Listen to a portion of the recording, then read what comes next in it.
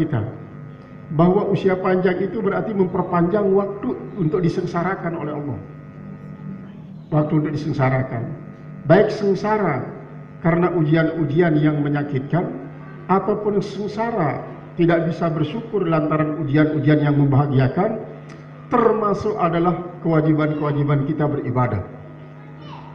Nah, ini berarti ketika kita minta dipanjangkan usia, berarti kita minta dipanjangkan waktu untuk menghadapi ujian-ujian tersebut. Wa qala Ibnu Mas'udin, telah berkata Abdullah bin Mas'ud radhiyallahu anhu, mudah-mudahan Allah ridha daripadanya, ad-dunya kulluha gumumun. Dunia ini semuanya adalah kerisauan, tempat kita risau, tempat kita bingung, tempat kita kadang-kadang panik. Bermacam perasaan ada yang kita rasakan di dunia ini, bercampur aduk menjadi satu. Ketika orang tidak kembali kepada Allah Subhanahu wa taala, maka dia akan terombang-ambing oleh keadaan dan suasana itu. Kadang-kadang dia akan sangat-sangat bingung, sangat tercengang dengan keadaannya.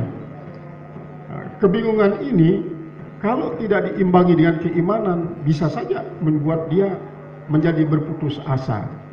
Kadang-kadang tidak hanya berputus asa dalam bentuk tidak mengharapkan rahmat Allah kembali, namun kadang-kadang dia mencari jalan keluar daripada permasalahannya itu dengan cara-cara yang tidak diredai oleh Allah, dengan cara-cara yang dimurkai oleh Allah.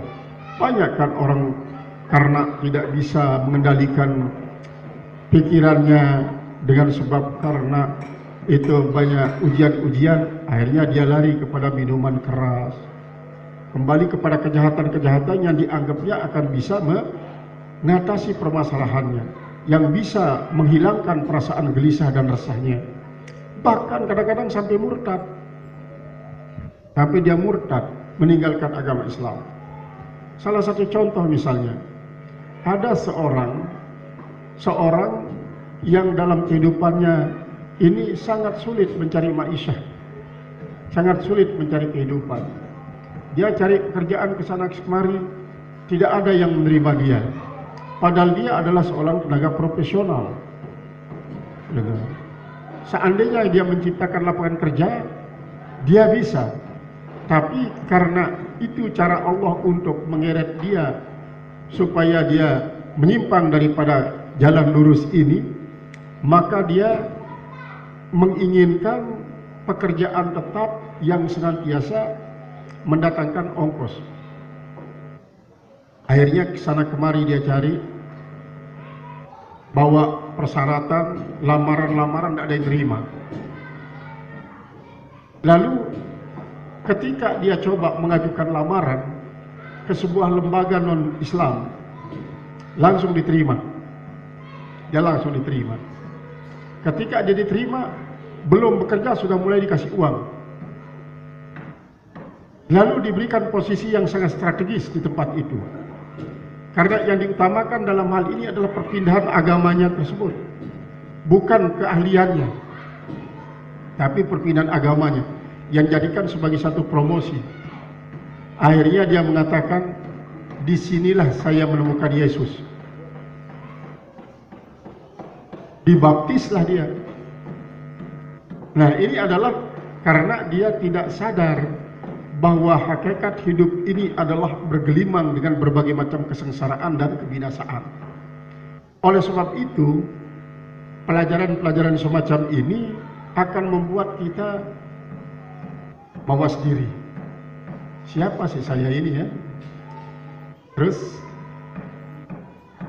kalau kita tahu hakikat diri kita sebagai orang yang diuji, berarti kita meyakini ada penguji yang maha dahsyat, yang tentunya hakikat ujian itulah untuk menguji keimanan kita. Akhirnya kita jadi sabar. Kita jadi sabar. Fama kana minha fi sururin, maka apa saja yang ada daripada dunia ini, Isururin dalam kegembiraan, bahwa ribhud itu laba, itu bonus, itu bonus.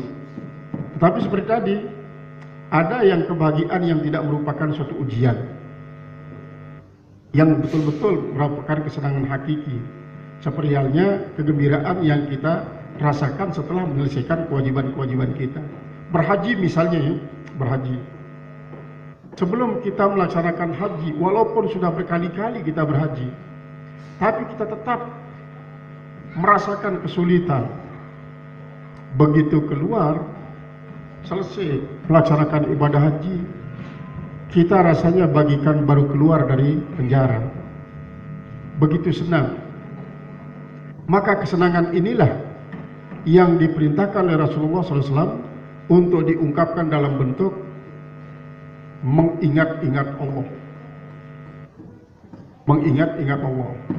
Fa'iza afattum min arafatin fadhkurullaha kadzikrikum aba'akum aw ashadda dzikra. Kalau kalian sudah bertolak dari padang Arafah, maka sebutlah Allah. Bagikan kalian menyebut orang tua kalian sendiri atau lebih hebat daripada sebutan-sebutan itu. Ini sesungguhnya merupakan suatu gambaran daripada betapa senangnya orang kalau sudah selesai secara total melaksanakan ibadah haji. Lebih-lebih kewajiban haji yang namanya melontar di saat yang sama di Jumratul Aqabah, satu sasaran yang dilempar, sekian banyak orang dengan cara berjubel-jubel dan bersedak-sedakan. Nah, kalau sudah tuntas itu, maka kemudahan akan terasa. Maka kemudahan ini akan menimbulkan kegembiraan yang hakiki. Wa qala al-Imam al-Junaidi, berkata Imam al-Junaid, Junaid al-Baghdadi maksudnya, radhiyallahu anhu, mudah-mudahan Allah ridha daripadanya. Lastu astabshi'u ma yaridu alayya minal alami. Lastu astabshi'u, bukanlah saya ini astabshi'u, tidak merasa jelek, tidak merasa jelek, tidak merasa tidak baik.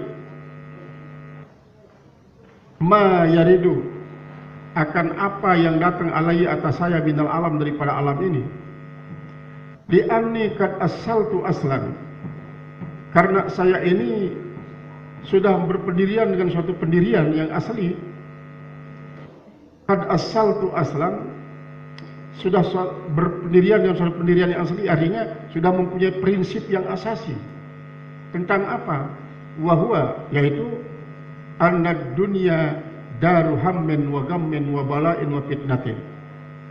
Dunia ini adalah daru hammin, tempat kita sengsara, wa gammin, tempat bersusah payah, wa bala'in, dan tempat bala, wa fitnatin, dan tempat fitnah. Prinsip itu saya rasakan, prinsip itu saya yakini gitu.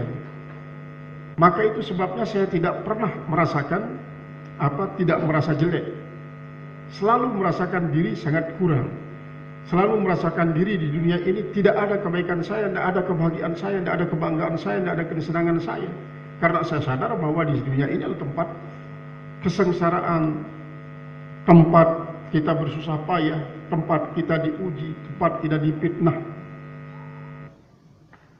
Wa annal alama kullahu syarrun, dan bahwa alam ini semuanya jelek, jahat. Wa min hikamihi, dan di antara hikmah-hikmahnya, ayyatalaqani bikulli ma akrahu, bahwa saya disambut, saya ditemui bikulli ma akrahu, dengan semua apa yang saya tidak suka. Fal in talaqani bikulli ma uhibbu, maka jika dunia ini menyambut saya dengan semua apa yang saya sukai, bahwa fadlun, maka itu merupakan satu karunia. Jadi kan prinsip ekonomi ya, kita kalau berusaha itu harus lebih banyak membayangkan rugi daripada membayangkan untung.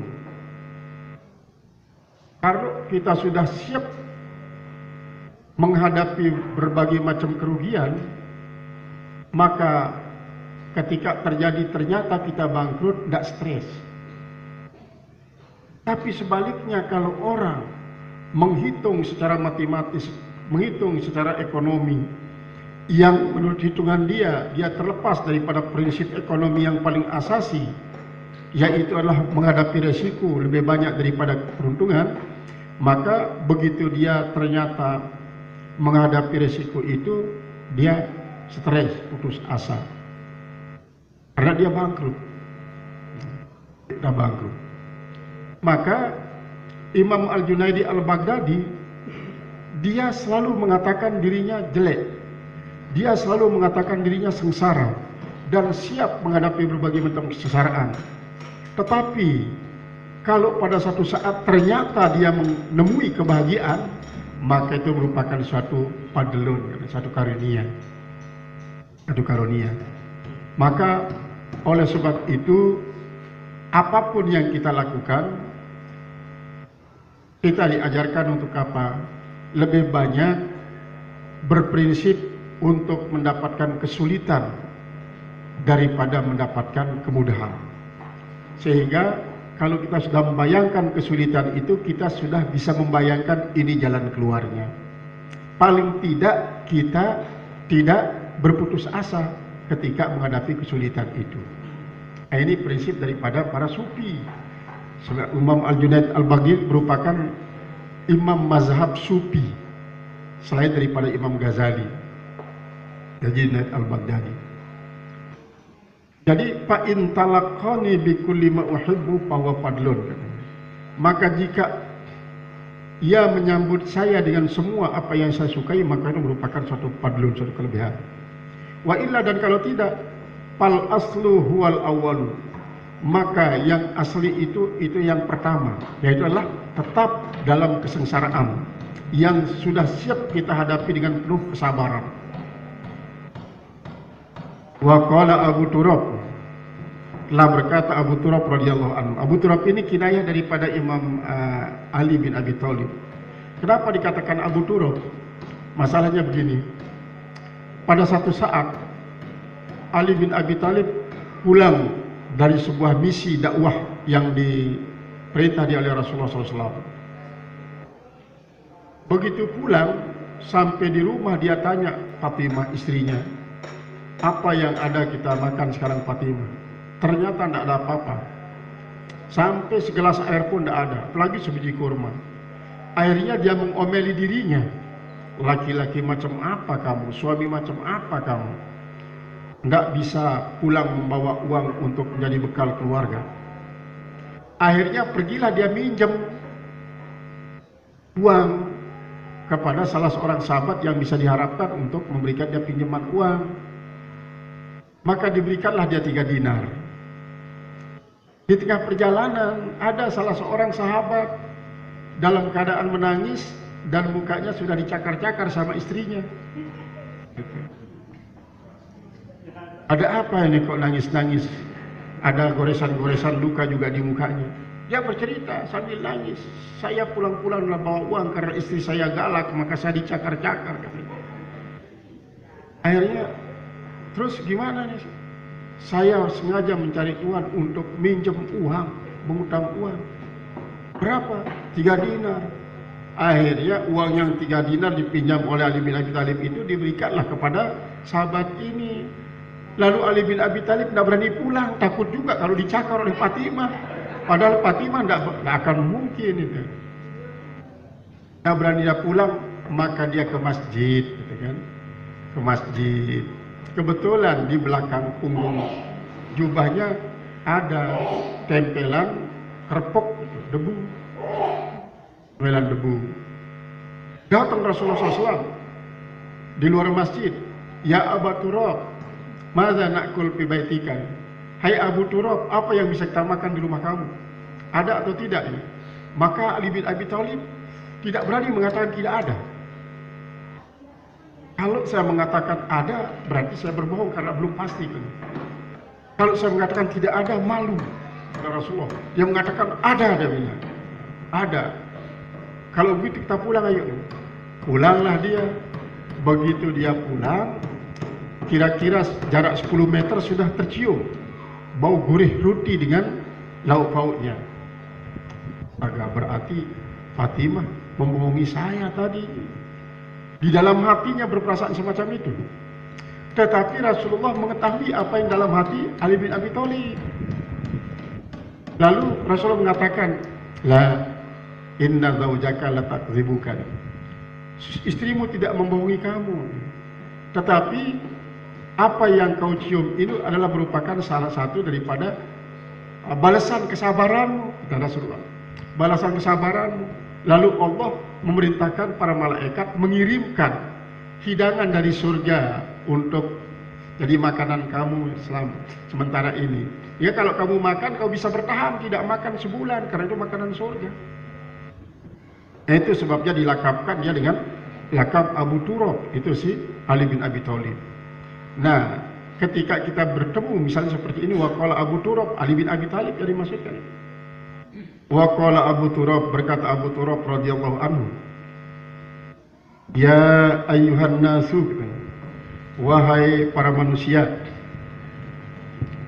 antum tuhibbuna thalathatan, kalian menyukai thalathata asya'a, 3 sesuatu, walaisa hiya lakum, padahal yang 3 itu bukan milik kalian.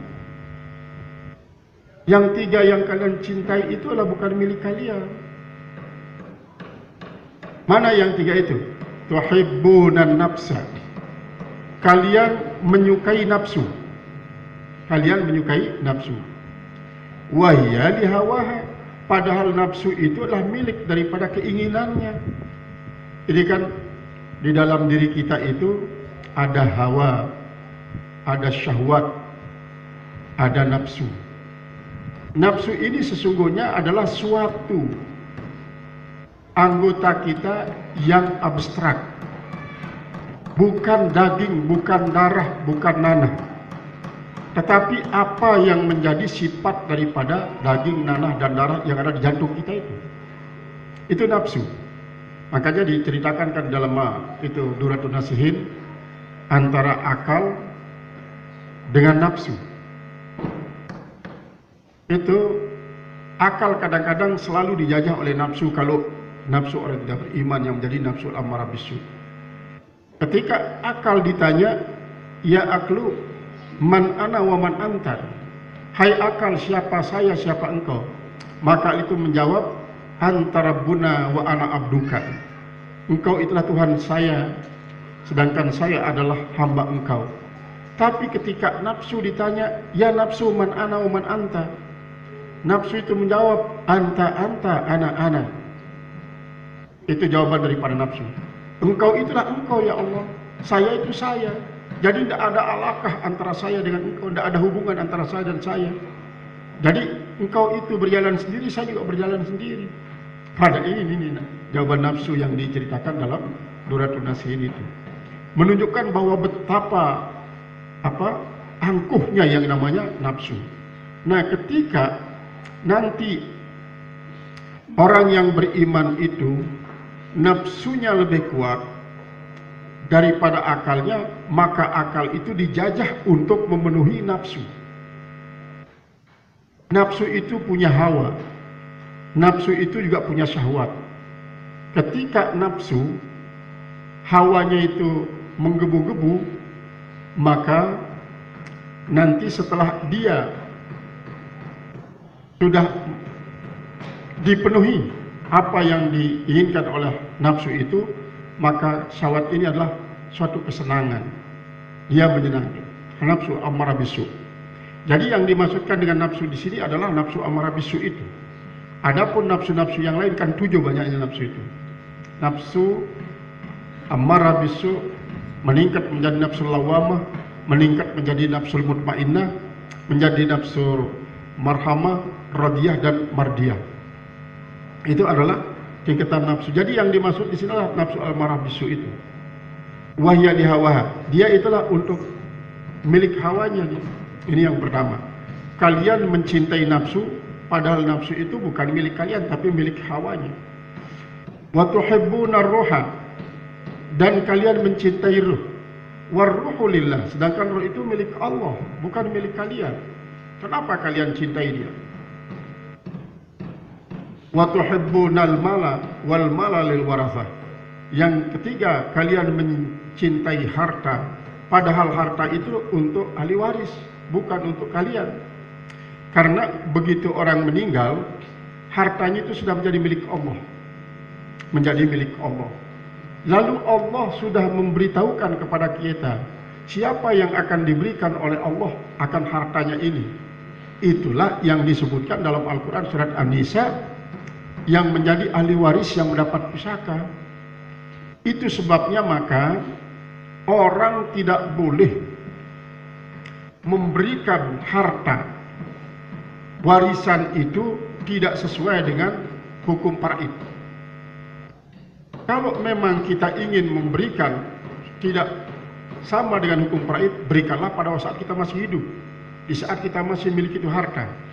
Nah, kalau kita sudah meninggal, harta itu sudah diambil alih oleh Allah, maka Allah bebas untuk memberikan siapa yang akan dianggap berhak. Itulah yang dirumuskan dalam surat An-Nisa itu. Ya, suami mendapat berapa, istri mendapat anak-anak mendapat berapa, saudara mendapat berapa, sehingga tidak boleh menyimpang. Apalagi orang sekarang ini kan karena ketidaktahuannya dengan ilmu faraid, dia cepat-cepat soloh. Nah, ini merupakan suatu penyimpangan. Kenapa dia berani sekali untuk membagikan harta Allah kepada orang yang tidak berhak dengan cara soloh itu? Ini suatu kedurhakaan kepada Allah. Itu sebabnya maka kita harus betul-betul mengajarkan para santri ini faraid. Betul diajarkan faraid karena ini merupakan satu yang wajib, karena itu merupakan ilmu yang paling utama. Belajar ilmu faraid itulah dikatakan nisful ilmi oleh Rasulullah SAW. Karena apa? Dia menyangkut masalah dunia dan akhirat. Maka kita wajib hukumnya untuk mewariskan ilmu faraid ini kepada para santri. Jangan sampai nanti dia terjebak dengan retorika yang ini lebih baik solo ya, kayak laki-laki sama dengan perempuan, salah alamat, salah besar. Karena apa? Karena Allah sudah menentukan lidzakari mithlu hadzil unsayain itu. Kalau anak, kalau saudara, bagaimana dengan suami dan istri? Sama bagiannya, cuma ditambah suami, artinya bapak ya, bapak daripada mayit dan ibu mayit. Nanti itulah yang direkayasa menjadi sul-sul baki. Kemudian nanti bapak daripada mayit mendapatkan asabah. Kalau pada satu saat tidak sul-sul baki misalnya karena tidak bersama suami atau istri daripada mayit, maka itu yang akan menjadi sudus ma'tasib bagian daripada bapak. Kalau menyimpang daripada ini, kurang ajar, terlalu berani dia mau mengatur hukum Allah. Makanya sekarang karena ketidakbisaan orang dalam faraid, dia sedikit-sedikit mau soloh, sedikit-sedikit mau soloh, itu menunjukkan bahwa dia tidak bisa dalam ilmu faraid. Kenapa? Ini suatu kesalahan besar. Makanya dikatakan oleh Rasulullah, fa'innahu awalu ilmin yufkadu. Faraid itu merupakan ilmu yang paling pertama kali diangkat. Maka ini sesungguhnya apa yang disabdakan oleh Rasulullah itu bukan berarti kita nyerah. Oh, kita kan sudah disinyalir oleh Rasulullah, ilmu faraid itu paling pertama kali diangkat oleh Allah, biarkan sudah. Nah, padahal itu maksudnya supaya kita bisa mempelajarinya secara tasalsul, sanadnya secara turun-menurun, supaya santri itu bisa faraid. Jika nanti pada satu saat terjadi pembagian harta pusaka, harus tahu dia siapa yang berhak ini berapa purutnya, apakah dia ahli purut atau ahli asabah. Kalau dia sudah tahu berapa purutnya, kemudian tahu asal masalahnya, tahu asal masalahnya, tahu sihamnya. Setelah tahu sihamnya, apakah asal masalahnya rat atau aul. Kalau dia memang rat atau aul, pakai rat aul itulah untuk membagi itu jumlah harta, lalu dikalikan nanti dengan siham. Kalikan dengan siham. Hal-hal semacam ini kadang-kadang terlewatkan daripada pelajaran di pesantren, sehingga banyak para santri yang tidak tahu namanya ilmu faraid, tidak tahu namanya ilmu mantek, tidak tahu namanya ilmu arud, padahal itu adalah lulusan pesantren. Nah, ini adalah merupakan salah satu kesalahan besar yang sesungguhnya dialami, sehingga ilmu-ilmu yang paling utama itu terabaikan. Karena apa? tergiur oleh ilmu-ilmu terapan yang kadang-kadang membuat tersita waktu untuk mempelajari ilmu yang fardu ain itu. Wal malu lil warasah. Yang ketiga adalah kalian menyukai harta padahal harta itu lil warasah. Kalau sudah meninggal ya menjadi hak Allah. Hak Allah itu membagikannya kepada ahli waris. Ahli waris yang memang berhak diberikan, yang tidak berhak tidak berikan. Wa tatlubuna isnaini. Kalian mencari dua macam. Wa la tajidunahuma. Padahal kalian tidak menemui dia yang dua macam itu. Apa itu? Ar-rahata wal farha. Istirahat dan senang. Kita tidak akan menemukan istirahat di dunia ini. Tidur itu sebenarnya bukan istirahat. Karena tidur juga kita lelah. Senang juga kita lelah. Karena kesenangan di dunia ini adalah melelahkan. Makan misalnya kita, apa yang kita senang makan? Lama-lama kita juga bosan. Apa yang senang kita minum? Lama-lama kita bosan. Berarti ada sifatnya sementara. Nah, oleh sebab itu istirahat dan senang yang hakiki wahuma fil jannati, padahal dua-duanya di surga itu. Barulah kita istirahat. Mulai dari kubur ya. Al mustarih wal mustarahu kata Rasulullah SAW. Jadi wassalihu yastarihu min sugulid dunya wal fajiru tastarihu minhu dunya. Orang yang saleh itu begitu dia meninggal dunia, dia istirahat daripada semua kesengsaraan duniawi. Sedangkan orang jahat, dunia yang beristirahat daripadanya. Makanya Nabi mengatakan ketika dia lewat kuburan, al-mustarihu wal-mustarahu katanya. Jadi kuburan ini ada orang yang dia sendiri istirahat, dan ada orang yang dunia istirahat daripada kejahatannya. Karena pada waktu hidup di dunia, dia membuat dunia ini menjadi sengsara. Bukan membuat dunia ini menjadi hadamnya, tapi membuat jadi sengsara. Maka dunia begitu dia meninggal, dunia yang istirahat daripada. Nah kalau begitu bagaimana? Kata daripada ini masih ucapan daripada Abu Turab ini. Fal wajibu alal abdi, maka yang wajib atas orang hamba alla yutina ala rahati fid dunya, bahwa jangan pernah dia mengharapkan ada istirahat di dunia ini, nafsan akan dirinya. Jadi jangan dia mengharapkan adanya beristirahat di dunia ini.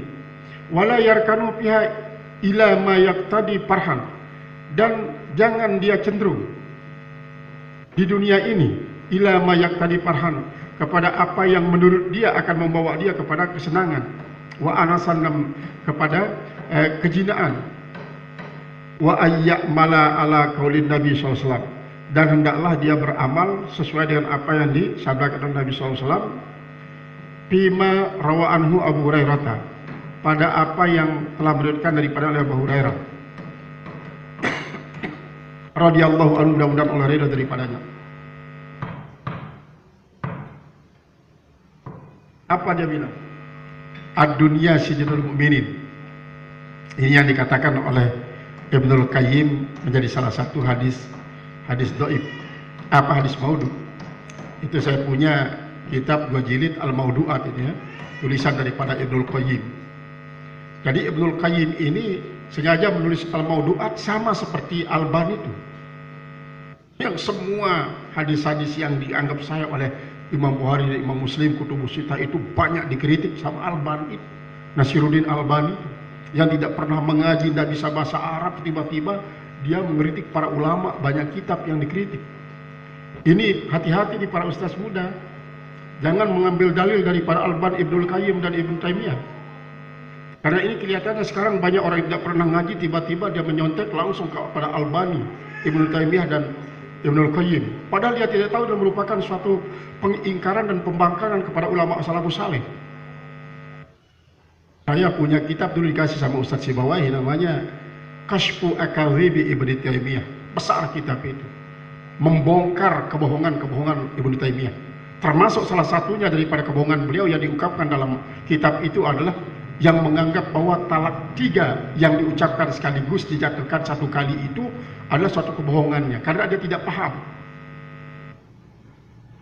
Padahal di dalam hadis itu diriwayatkan bahwa pada zaman Rasulullah Sallallahu Alaihi Wasallam, pada zaman Abu Bakar Siddiq dan di awal kehilafahan Umar bin Khattab, bahwa talak 3 itu selalu dijatuhkan satu kaligus. Nah, ini kata-kata satu kaligus dalam bahasa kita itu tidak dikatakan sekaligusnya, tapi seringkali dipotong. Dijatuhkan satu. Talak 3 itu dijatuhkan satu. Lalu Umar bin Khattab mengatakan, kenapa dia selalu terburu-buru orang-orang ini melakukan sesuatu yang sesungguhnya bisa dilakukan secara tadrij, satu kali, kenapa kok terlalu sadis dia?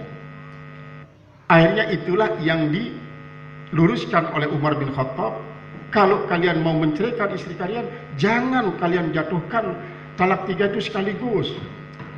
Maka apa? Karena orang talak itu adalah untuk dirujui, at-talaqu marratani fa imsakan bi ma'rufin aw tasrihun bi ihsan. Jangan terlalu sadis. Nah, itu sebenarnya maksud daripada hadis tersebut. Tetapi oleh Ibnu Taimiyah dikatakan satu kali diucapkan talak 3 jatuh satu.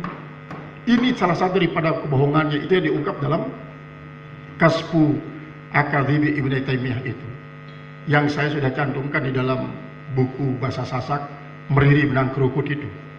Ini di dalam buku-buku cetakan pelajaran yang dipakai di madrasah, itu banyak dicantumkan pendapat Ibnu Taimiyah dan Ibnu Qayyim. Bila perlu sensornya tidak usah dipakai.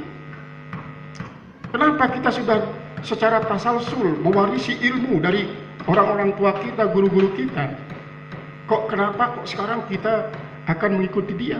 Ini saya kemarin ada keluhan daripada beberapa alumni, itu sekarang banyak khatib-khatib muda katanya yang berkhutbah pakai pendapat Ibnu Taimiyah, mengungkap masalah akidah Ibnu Taimiyah.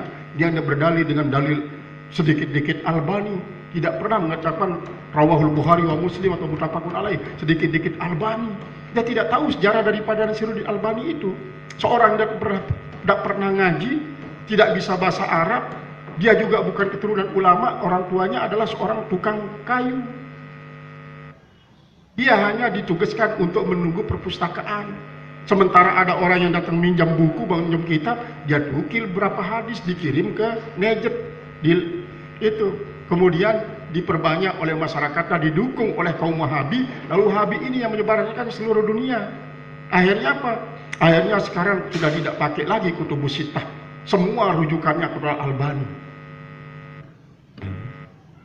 Itu di pinggir-pinggir gunung, anak-anak yang tidak pernah sekolah mondok pesantren, tapi karena dia dapat bulletin di kampusnya, tiba-tiba itu dipergunakan untuk baca khutbah di kampungnya.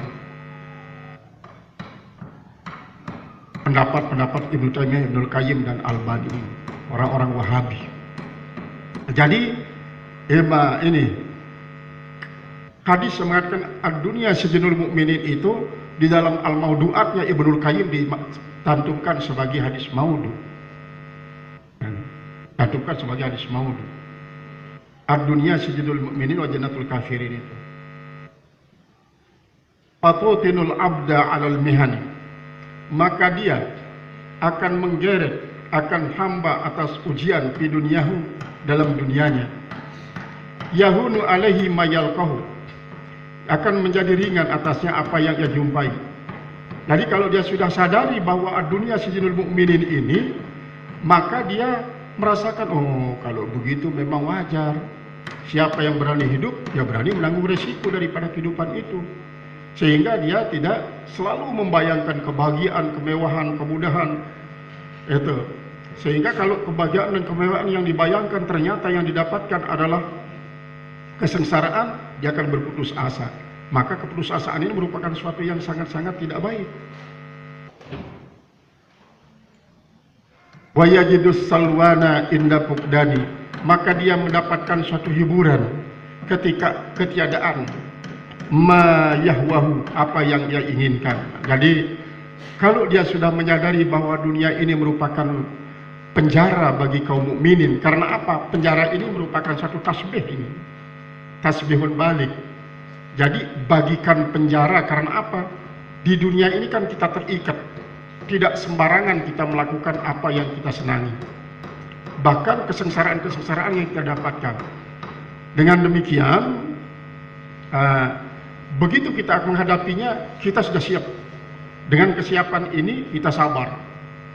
Jadi kesabaran ini adalah merupakan suatu yang sangat besar dianugerahi oleh Allah Subhanahu wa taala. Kama kila bil makna, sebagaimana dikatakan dalam maknanya,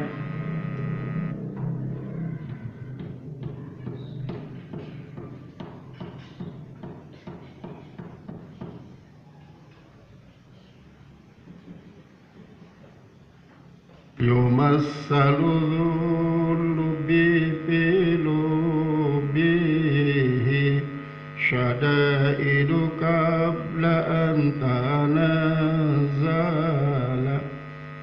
fa in nazalat baghtatan lam tar'ahu lima kana fi nafsihi matala ra'al amra yubdi ila akharin fasayyara akhirahu awwala wa dhul jahli ya'manu ayyamahu wa yansa masariqa minkad wa yansa masariqa mangkad khalaq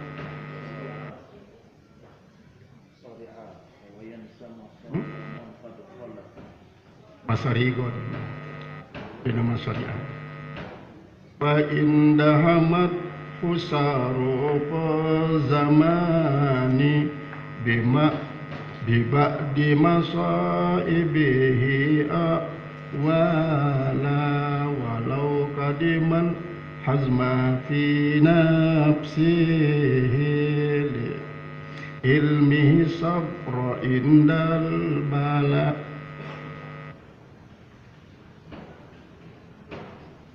Yumassalu zullubi filubhi, diberikan perumpamaan orang yang punya hati itu dalam hatinya. Syadaidu, yaitu kesulitan-kesulitan. Qabla an tanzila, sebelum kesulitan itu datang sudah ada gambaran, maksudnya sudah ada bayangannya bahwa saya akan menghadapi ini, kalau begini saya akan menghadapi ini, kalau saya begini akan menghadapi ini. Berarti kesulitan itu dibayangkan sebelum datangnya kesulitan. Nah, artinya kalau ternyata sesuai dengan apa yang dibayangkan kesulitan-kesulitan itu yang terjadi, maka dia sabar, teman. Fa'in nazalat baghtatan, maka jika kesulitan itu turun secara tiba-tiba, artinya datang secara tiba-tiba, lam tarahu, tidak akan mengejutkan dia. Tidak akan mengejutkan dia. Kenapa? Lima kana fi nafsihi masalah. Karena gambaran yang ada di dalam perasaannya itu sudah ada. Jadi sudah ada gambarannya. Seperti yang digambarkan tadi. Kalau saya melakukan ini pasti begini, resikonya begini. Tapi dia juga membayangkan jalan keluarnya. Kalaupun dia tidak menemukan jalan keluarnya, paling tidak dia tidak berputus asa. Artinya timbul kesabaran.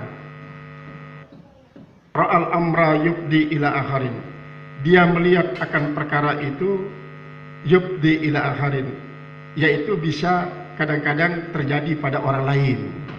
Pada orang lain. Artinya seandainya dia sudah membayangkan suatu kesulitan yang ia akan hadapi sendiri, tetapi ternyata terjadi bagi orang lain.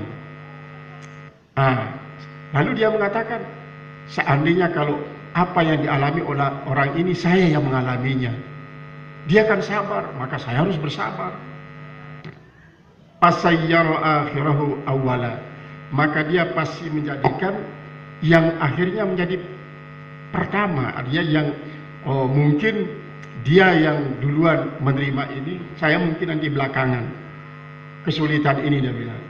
Atau sebaliknya, kemungkinan saya yang duluan, dia yang belakangan. Yang penting dia sudah memiliki suatu persiapan untuk menghadapinya. wazul jahli. Sedangkan orang yang mempunyai kejahilan itu, orang yang mempunyai kebodohan, artinya tidak tahu, maksudnya tidak pernah membayangkan apa yang akan terjadi pada dirinya kalau dia melakukan hal ini. Dia hanya meraba-raba saja, artinya tidak membayangkan, pokoknya dilakukan saja, tapi tidak pernah membayangkan apa yang terjadi. Ya'manu ayyamahu, dia merasa aman saja di hari-harinya.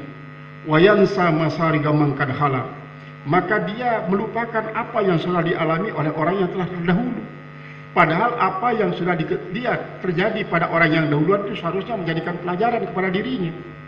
Nah, setelah itu, ternyata ya mengalami seperti itu. Bagaimana kalau saya yang mengalaminya? Kalau dia memang bersabar, saya harus lebih sabar.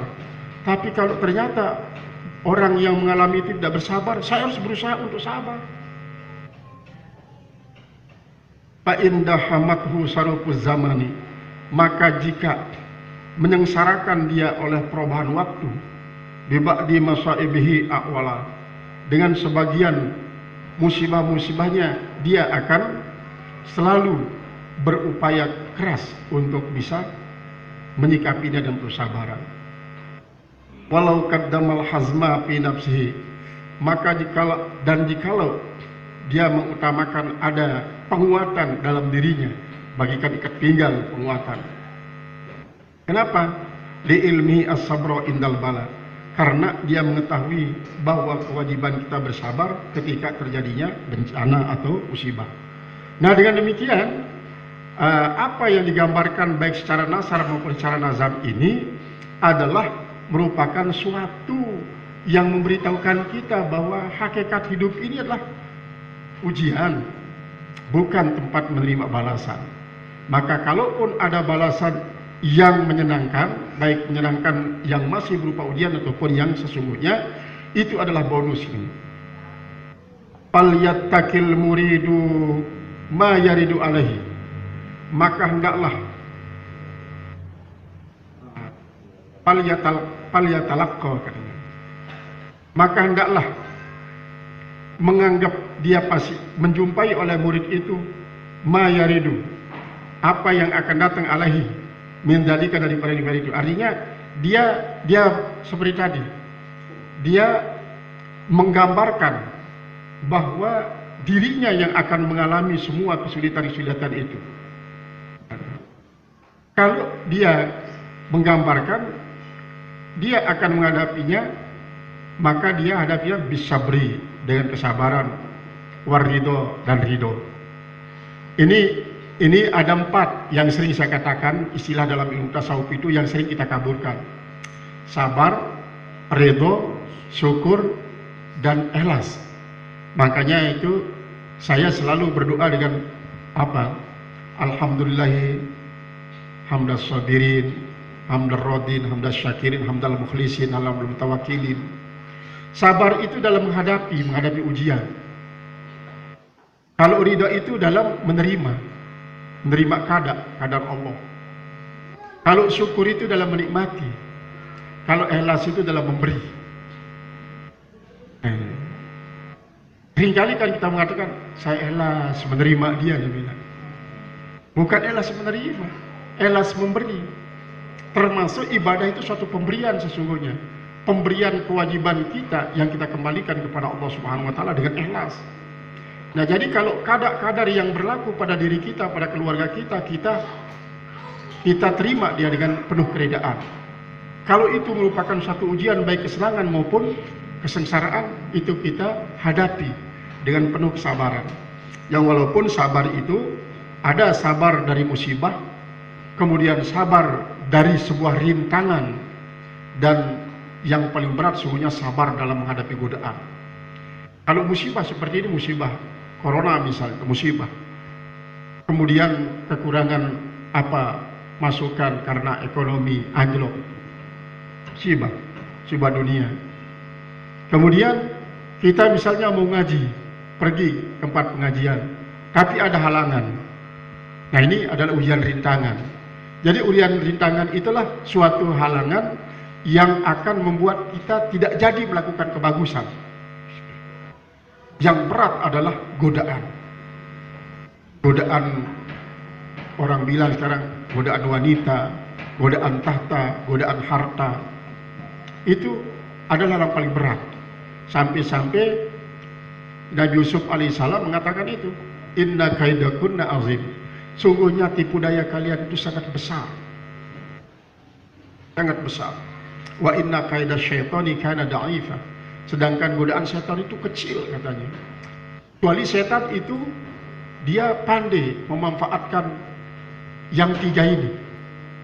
Di saat kita misalnya ingin mendapatkan jabatan, di saat itulah setan main. Pokoknya bagaimana caranya ya supaya kau dapat jabatan itu. Ini jabatan empuk ini katanya, jabatan basah ini. Akhirnya kita melakukan bermacam-macam. Kadang-kadang sampai kepada kolusi, mengeluarkan uang sebanyak-banyaknya demi mendapatkan jabatan itu. Begitu juga harta, yang pokoknya kamu harus dapat harta ini, maka silakan adakan penggandaan. Pengadaan atau penggandaan. Pengadaan artinya yang tidak ada menjadi ada, yaitu kertas biasa bisa menjadi uang. Kalau penggandaan itu 10.000 bisa menjadi 10 miliar. Itu dengan cara mistis. Itu adalah godaan. Godaan harta. Kemudian godaan perempuan itu. Tapi kalau perempuan itu sesungguhnya supaya tidak menjadi godaan, jangan mau diperalat oleh setan. Supaya tidak diperalat oleh setan, maka perempuan itu harus dididik menjadi perempuan yang solihah, sehingga tidak masuk dalam kategori inna kaidakunna azim itu. Tipu daya kalian itu sangat besar. Kemudian wal istislam, berserah diri. Serah diri, pokoknya bagaimana saja kau perlakukan saya Allah. Kadang-kadang ada sampai orang mengatakan yang lebih besar ya Allah. Artinya apa? Ujian yang lebih besar ya Allah. Hamba ini sudah siap untuk menerimanya. Setelah dia sukses menghadapi ujian-ujian yang permulaan, kedua sampai ketiga dan seterusnya. Yang lebih besar ya Allah, mumpung hamba ini siap untuk menjadi hamba yang bersabar. Itu. Minta begitu. Tapi ini bukan dalam bentuk berputus asa. Kadang-kadang ada orang yang begitu, orang berputus asa setelah dia mendapatkan ujian ini, bukan ini, dia hanya berputus asa. Wal istislami inda jaryanil qadha, dan berserah diri ketika berlakunya qadha. Fa'an Quraib, maka daripada Fa'an Quraibin insyaallah yanjalil amru gitu.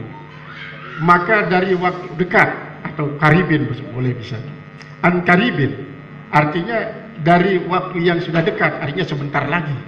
Insyaallah, jika Allah menghendaki, yanjalil amru, akan nampaklah perkara yang sungguhnya.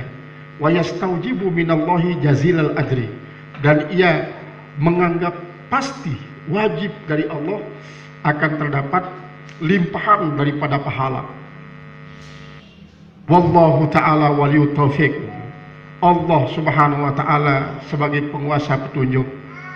Qala Ahmad ibnu Abil Hawari, telah berkata Ahmad bin Abi Al-Hawari radhiyallahu ta'ala anhu, mudah-mudahan Allah ridha daripadanya. Qala li Abu Sulaiman, telah berkata bagi Abu Sulaiman Ad-Darani, ju'un qalilun wa uryun qalilun wa zullun qalilun wa sabrun qalilun. Lapar itu sedikit, tidak berpakaian sedikit, sengsara hina sedikit, sabar sedikit. Waqad ingqadat angka ayyamad dunya, artinya sedikit-sedikit apa yang kita alami ini sesungguhnya telah menghabiskan hari-hari dunia. Wa'lam, ketahuilah olehmu, annama zakarnahu minas sabri, bahwa apa yang kami telah sebutkan daripada kesabaran itu, huwa jamma'u kulli fadilatin, dia sangat-sangat menghimpun semua fadilah. Jadi sabar daripada sangat lelah lapar, kemudian sabar karena tidak mempunyai pakaian yang layak, sabar kalau dihinakan oleh orang, dan termasuk sabar daripada kesabaran kita yang sedikit itu adalah menghimpun semua fadilah. menghimpun semua kemuliaan-kemuliaan. Wa mallaku kulli faidatin, dan yang bisa membuat dia menjadi mallaku kulli faidatin, menjadi raja daripada raja-raja semua faedah, jazilatin yang sangat berlimpah. Wa mukrimatin nabilatin, dan pemulia yang sangat pemberani. Qala Allah Ta'ala, berfirman Allah Subhanahu wa Ta'ala, wa tammat kalimatu rabbikal husna ala bani Israel, dan telah sempurna kalimat Tuhanmu yang mulia atas Bani Israel, bima sabaru, dengan sebab mereka sabar. Artinya begini, bisa menjadi kias aulawi. Orang Bani Israel saja yang menganut agama Yahudi, yang seringkali menjadi penentang para nabi, tetapi ketika dia menghadapi musibah dia sabar, maka Allah menyempurnakan kenikmatan-kenikmatannya kepada mereka, apalagi umat Muhammad. Jadi tidak berarti menunjukkan keunggulan Bani Israel ayat ini, tetapi menjadi pertimbangan bagi kita seperti tadi itu, sehingga menjadi kias aulawi bagi kita. Kalau orang Bani Israel saja yang sudah banyak menentang para nabi, sampai disebutkan oleh Allah dalam surat Al-Fatihah, gairil maghdub, maghdub itulah Yahudi, dolin itu adalah Nasrani, tetapi dengan berkat kesabarannya dia mempunyai mendapatkan kesempurnaan kalimat yang digerakkan oleh Allah. Apalagi kita umat Muhammad yang tidak ada nabi rasul yang kita tentang, tetapi justru sebaliknya kita mengatakan la nufarriqu baina ahadin bi rusuli. Wa qala ta'ala, berfirman Allah Subhanahu wa Ta'ala, wa ja'alna minhum a'immatan yahduna bi amrina lamma sabaru, dan kami jadikan di antara mereka menjadi tokoh-tokoh besar, menjadi pemimpin-pemimpin sukses yang bisa mendapatkan petunjuk dengan perintah kami manakala mereka bersabar. Nah, seperti tadi itu, kalau mereka saja bisa seperti itu, apalagi kita umat Muhammad. Wa qala azza min qail, berkata paling mulia orang yang berkata, innama yuwaffas sabiruna ajrahum bighairi hisab, hanya saja orang yang bersabarlah yang disempurnakan pahalanya tanpa dikira-kira. Wa fi wasiyati Rasulullah SAW, dan dalam wasiat Rasulullah SAW di Ibni Abbas, bagi Abdullah bin Abbas radhiyallahu anhuma, mudah-mudahan Allah reda daripadanya. Dia bilang apa? Ini Rasulullah berkata bagi Abdullah bin Abbas, inis tata'ta anta malalillahi birridho, jika kau mampu untuk beramal karena Allah dengan redha, fil yakini, dalam keyakinan, fa'al, lakukan saja. Jadi kalau kau mampu begitu silakan, berarti merupakan prestasi yang sangat luar biasa. Tetapi wa illam tastati, wa illam tastati anta malalillah birridha fil yakin, fasbir, maka bersabar. Misalnya seperti kita, makom kita mungkin masih salat kita salat syariat saja, belum bisa meningkat menjadi salat tarekat, apalagi pada salat hakikat misalnya. Padahal kita sudah berjuang.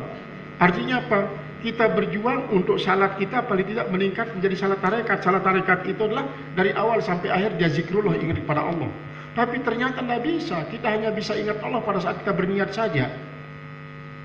Di dalam sholat setelah takbiratul ihram, semua yang kita lupa di luar sholat kita ingat dalam sholat. Akhirnya tersita waktu kita untuk ingat kepada Allah dengan ingat kepada yang lain daripada Allah itu. Padahal kita sudah berusaha sampai sekian umur kita sholat masih saja tetap semacam itu. Berarti kita tidak bisa seperti apa dipesankan oleh Rasulullah kepada Abdullah bin Abbas. Yang pertama itu, kalau kau tidak bisa seperti itu, terima sudah begitu adanya. Bersabar katanya, bersabar. Padahal kita sangat ingin kan, ketika keinginan kita tidak tercapai berarti merupakan suatu musibah sesungguhnya. Ketika kita mendapatkan musibah semacam itu, bersabar, itu ada sikap yang terbaik. Maka itu makna daripada wa illam tastati anta malalillahi birridha fil yakin, pasbir, bersabar. Jangan sampai berputus asa. Karena apa? Sudah sekian lama saya sembahyang, tidak bisa-bisa saya khusyuk sembahyang ini. Kalau begitu berhenti sajalah. Apalagi kalau ditambah dengan, kalau kau tidak bisa ingat kepada Allah dalam sholatmu, berarti kau termasuk orang lali. Orang lali dalam sholatnya pada siap masuk ke dalam neraka wail katanya. Daripada sholat masuk neraka wail, lebih baik tidak sholat walaupun masuk neraka katanya. Akhirnya berhentilah dia sholat. Ini malapetaka yang paling dahsyat besarnya. Artinya lakukan saja sholat seperti yang ditanyakan oleh salah seorang murid daripada Imam Ghazali kepada Imam Ghazali. Kalau saya sholat justru kesalahan yang saya akan alami, bisa masuk neraka. Bagaimana tidak usah sholat sekali-kali? Maka kau sholat, artinya kau masuk neraka lantaran sholat, jauh sejuta kali lipat daripada kau masuk neraka tanpa sholat. Karena apa? Kalau kau masuk neraka dengan sebab sholat, pada satu saat kau akan dikeluarkan. Tapi kalau kau masuk neraka dengan sebab tidak sholat, ini wallahu a'lam, katanya saya tidak tahu apakah kau akan dikeluarkan atau tidak. Nah, itu masih ada baiknya orang-orang yang melakukan sholat walaupun tingkat sholatnya masih tingkat syariat saja, belum sampai mengacu pada tarekat apalagi pada hakikat. Fa inna fis sabri ala matakrahu, maka sungguhnya dalam kesabaran atas apa yang kau tidak sukai itu, khairan kathiran, itu adalah kebaikan yang sangat banyak sesungguhnya, sangat banyak kebahagiaannya. Seperti tadi, misalnya begini, kita coba hitung-hitung. Kita memang tidak bisa sholat meningkat sampai salat tarekat, dari awal sampai akhir tetap ingat kepada Allah. Tidak bisa. Tapi kan pertama, kita sudah menjalankan kewajiban.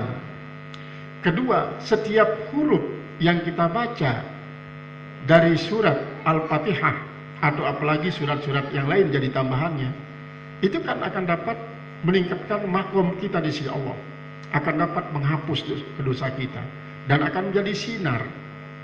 Setiap gerakan-gerakan persendian kita dalam salat melakukan rukun fi'li, itu sudah merupakan suatu amaliyah yang sangat besar sesungguhnya.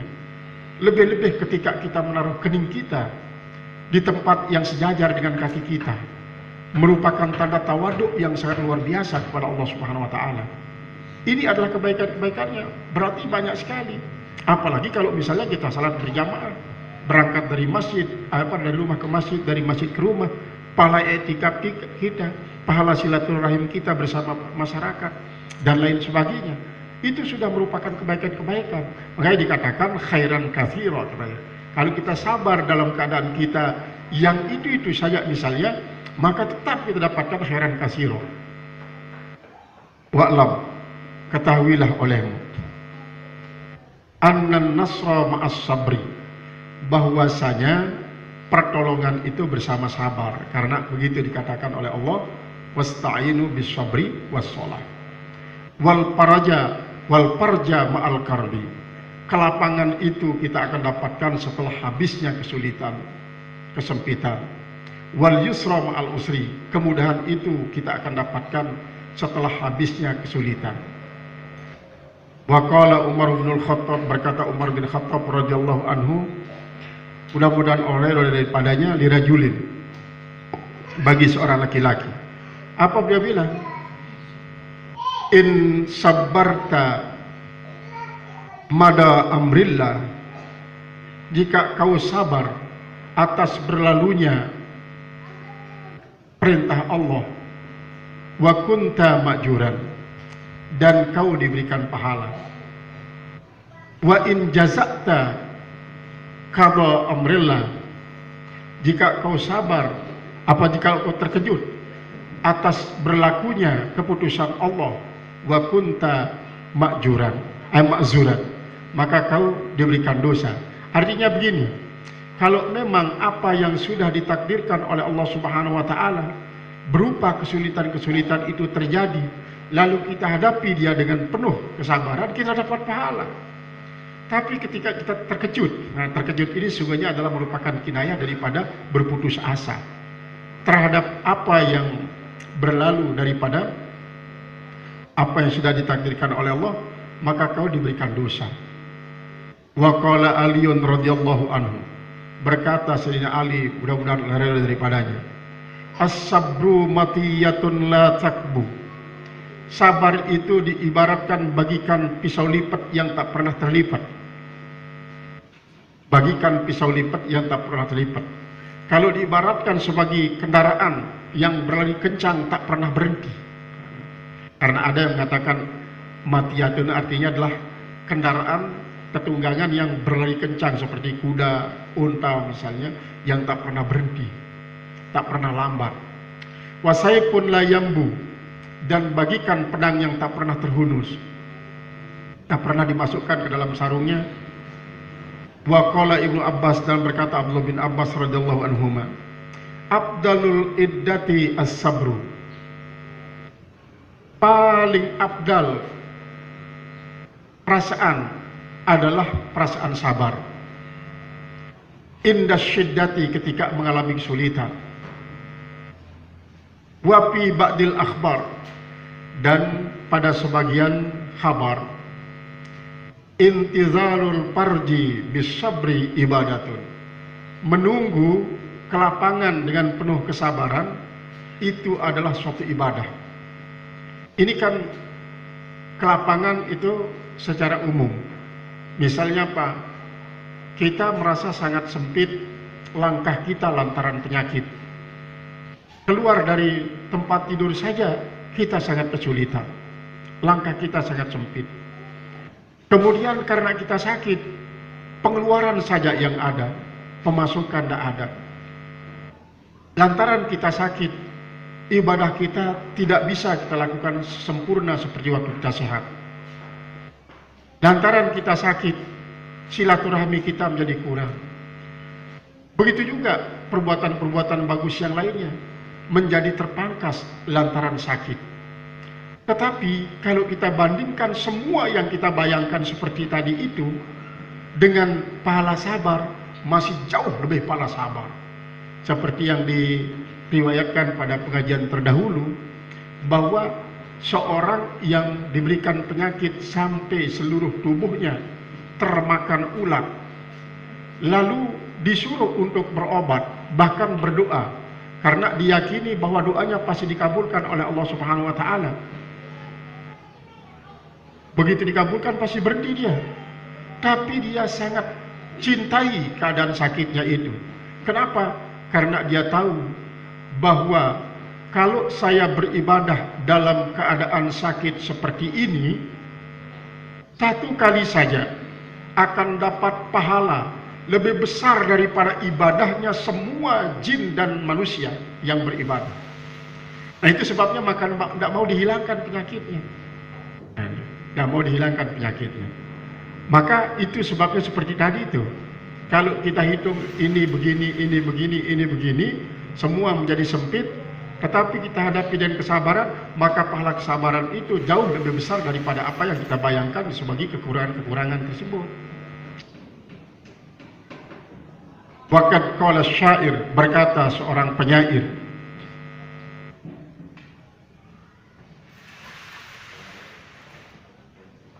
innal umura idzan saddat masalikuha as-sabru yabtahu minha kulla martajala la tai'asan wa intalat matali mutalabatun izasta'anta bisabrin anta faraja akhlaq bizil sabri ayyo zabijana bihajatih wa mudminal kar'i lil abwi ayyal ja'an. Innal umura, sesungguhnya perkara itu izan saddat masalikuha, apabila tersumbat jalannya, apabila tertutup jalan-jalannya, pas sabru yabtahu minha, maka kesabaran itulah nanti yang akan membuka sebagian, artinya sedikit demi sedikit. Kullama irtajala, kullama irtaja, setiap kali dia berharap, setiap kali dia berharap, setiap ada harapan dengan penuh kesabaran, maka yang tersumbat itu bisa jadi terbuka. Seperti halnya kisah dalam Riyadhus Shalihin, 3 orang yang kehujanan lalu masuk ke dalam pintu gua. Ternyata karena hujan lebat menyebabkan batu yang menyumbat pintu gua itu sangat besar. Kalau dia coba untuk mendorongnya dengan 3 orang, maka tidak mungkin akan bisa terdorong. Akhirnya dengan penuh kesabaran mereka bertawasul. ada yang bertawassul dengan kebaikannya terhadap kedua orang tuanya, ada yang bertawassul dengan kebaikannya terhadap buruhnya, ada yang bertawassul terhadap kesabarannya terhadap godaan perempuan. Akhirnya sedikit demi sedikit batu itu bisa terbuka sampai mereka bisa keluar dari gua yang tersumbat oleh batu besar itu. Padahal kalau menurut perhitungan kekuatan manusia, maka 100 orang tidak akan bisa mengguling batu yang besar ini. Tapi tawassul dan kesabarannya membuat Allah menjadi tertarik untuk membukakan dia jalan keluar dari pintu gua itu. La tai'asan, jangan kau berputus asa. Wa in talat mutalabatun, sekalipun sangat panjang waktu-waktumu meminta.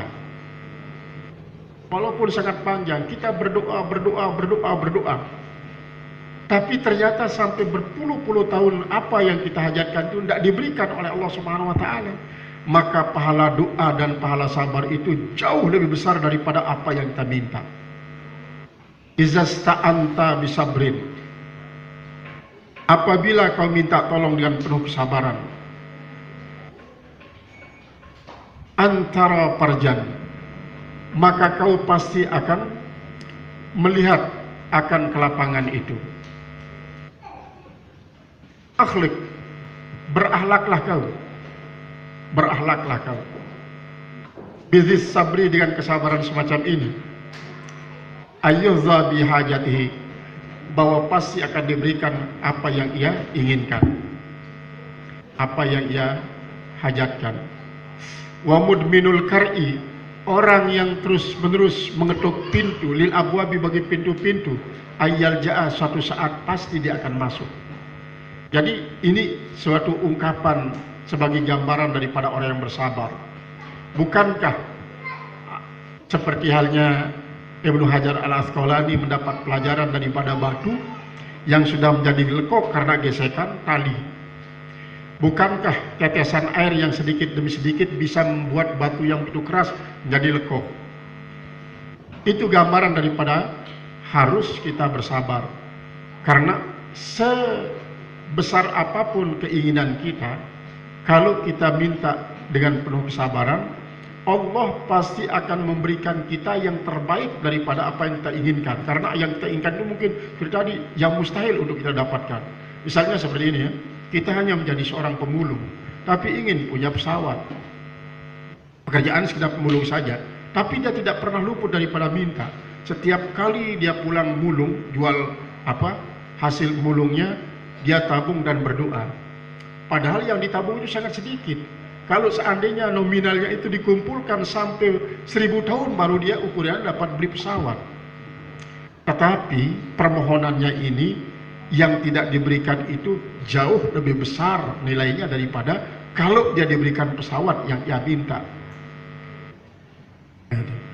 Ini adalah merupakan suatu ajaran kesabaran.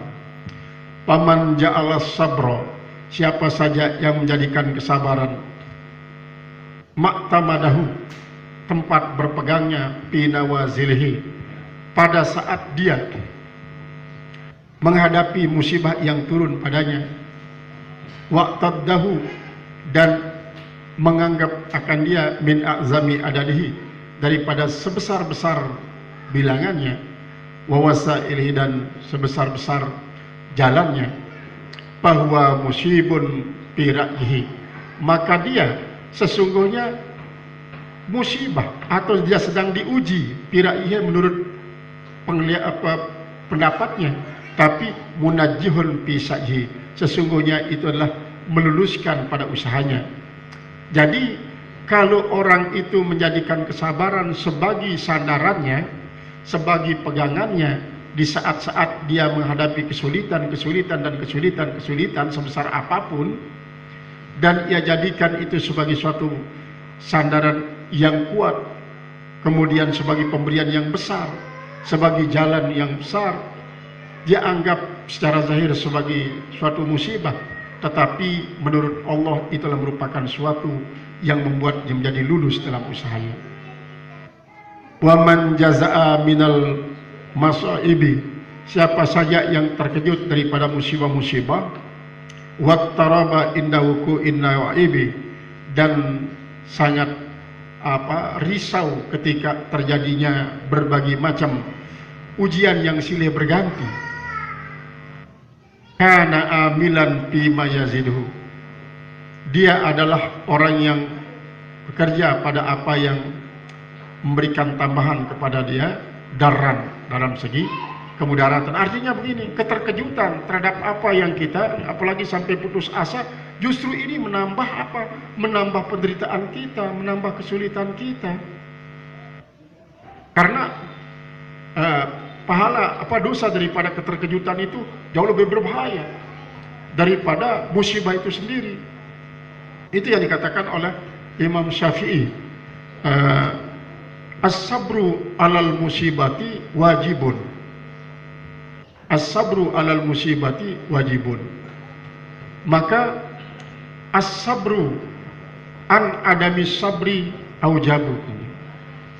Jadi bersabar atas musibah itu wajib, tetapi adalah bersabar daripada tidak bersabar itu adalah lebih wajib. Itu di dalam Nasaihul Ibad, di situ banyak ya, pendapat seperti Imam Syafi'i ini. Jadi artinya ada yang lebih wajib. Misalnya begini, bersabar atas musibah adalah wajib, tetapi menghindarkan diri daripada berputus asa lantaran musibah itu lebih wajib. Karena apa? Kalau kita berputus asa, habis sudah pahala sabar itu, bahkan dosa yang kita dapatkan. Wa yaksibuhu wizran, dan ia dikatakan mengusahakan suatu dosa. Wa yaqutuhu ajran, dan luput daripadanya pahala. Wa nahika bihi hisran, dan kehinggaanmu dengannya adalah kerugian. Kama kila wa idza tusibka musibatun fasbir laha azumat musibatun mubtala la yasbirun wa awwata ajran mim pakidi pala takun pakiduka la ya'ti wajruka yazhabun. Wa idza tusibka musibatun, dan apabila menimpa kau oleh suatu musibah, fasbirlah, maka bersabarlah bagi musibah itu. Bersabar bagi musibah itu. Azumat musibatun, telah menjadi besarlah musibah itu. Artinya besarnya musibah itu, artinya yang lebih besar daripada musibah itu adalah mubtala la yasbiru, yaitu tidak sabarnya daripada itu semusibah. Jadi musibah ini memang cukup menyengsarakan, tapi lebih menyengsarakan kesengsaraan lantaran kita tidak bersabar. Padahal kalau kita sabar dalam menghadapi musibah itu, maka kadang-kadang kalau kita sudah terbiasa bersabar, maka kita bisa menjadikan musibah itu sebagai suatu nikmat. Karena kita sadari bahwa dia adalah merupakan tanda cintanya Allah. Wa awwatta ajran, dan kau telah menggantikan pahala, mimpakidin, daripada apa yang hilang itu, pala takun, maka janganlah kau jadi. Pala takun maksudnya pakiduka, maka tidaklah apa yang hilang daripada engkau itu layati. Artinya apa yang hilang itu tidak bisa kembali kepada dirimu. Wa ajruka yazhabu, pahalamu jadi hilang. Nah, ini yang disilakan oleh orang-orang tua kita, merombok ten tebamu. Merombok ten tebamu misalnya begini, ada orang yang hilang kalungnya. Padahal kalau dia sabar atas hilangnya kalung itu, dia dapat pahala. Dan pada satu saat Allah akan menggantikan kalung itu dan kalung lebih bagus. Tapi dia datang ke tukang tenung. Kalau dia datang ke tukang tenung, percaya hasil tukang tenung itu 40 tahun ibadahnya tidak diterima. Kalau dia tidak percaya, hanya datang coba-coba sajalah, saya tidak percaya, maka tobatnya 40 hari tidak diterima. maka kegagalan akan hal ini jauh lebih besar berjuta-juta kali lipat daripada kehilangan kalong 1000 gram 1 kilo misalnya. Padahal kalau disabar seperti tadi, dia dapat pahala. Kemudian yang kedua, mungkin pada satu saat dia dapat ganti min haitsula yahtasib. Itu maknanya. Jangan sampai kehilanganmu itu tidak kembali kepadamu, padahal pahalamu menjadi hilang lantaran tidak bersabar. Nah ini kok panjang sekali dibahas oleh ulama ini, sarah daripada la tastagrib wuku al-aqdari madum tapi hadidar fa innaha ma abrazat illa ma huwa mustahikun wasbuha wa wajibun Tuhan. Ini kalau kita mengagumi betapa luas ilmunya beliau ini, sehingga dia bisa mengurai semacam itu. Kalau dia ngarang-ngarang kan lebih cepat itu mengarang daripada mencari kitab-kitab rujukan yang akan sesuai dengan pembahasan tentang latas tagrib ini. Kalau mengarang itu karena kita seperti mengarang cerpen misalnya, 1 minggu kita dapat 300 halaman. Tapi kalau ini mencari maraje yang muktabarah, ini yang sulit. Karena orang selalu berhati-hati dalam menyajikan apa yang harus disajikan supaya tidak dikatakan gegabah. Harus ada sanadnya, harus ada marajiknya. Qala ma tawaqqafa matlabun anta talibuhu birabbika wala tayassara matlabun anta talibuhu binafsika. Nah, ini nanti kita akan bahas pada pengajian berikutnya. Jadi kesimpulannya, dengan bahasan semua ini adalah kita semakin ditekankan untuk senantiasa bersabar apapun musibah, apapun rintangan, apapun godaan yang kita hadapi, supaya betul bersabar. Tetapi dalam syarah ini yang ditekankan adalah pertama, sabar ketika kita mendapatkan musibah. Kemudian yang kedua, sabar ketika tidak bisa terpenuhi hajat kita. Gitu. Jauh lebih besar daripada apa yang kita minta kalau seandainya kita diberikan. Ini adalah tekanan daripada makna syarah ini. Jadi mungkin ada yang perlu disampaikan, silakan, supaya semakin memperkuat kesabaran kita dalam menghadapi berbagai macam musibah, rintangan dan godaan.